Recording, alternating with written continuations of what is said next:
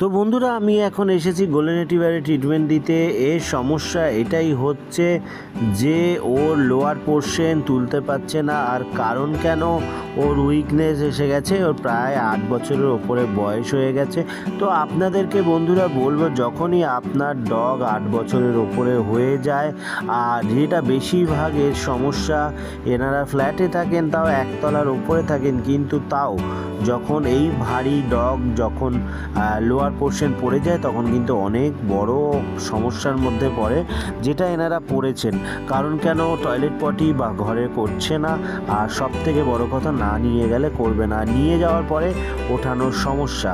তো যাই হোক, আমি ফার্স্টে স্যালাইন ইঞ্জেকশন করছি, আশা করি রিকভার হয়ে যাবে। তার ভিডিও আপনাদের সাথে শেয়ার করব। আর যখনই আপনারা অবশ্যই এই কথাটা মাথায় রাখবেন, যখনই আপনার ডগ উইক হয়ে যাবে, খাওয়া দাওয়া কমিয়ে দেবে, আর তখনই আপনারা কিন্তু ব্লাড টেস্ট করিয়ে নেবেন।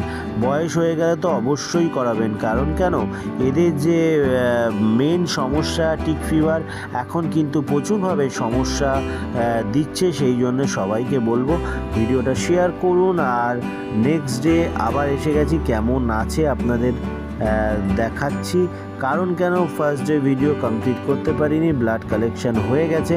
আজকে ব্লাড নিয়ে আমি চলে যাব, তারপরে রিপোর্ট কী আসে সব আপনাদের শেয়ার করব।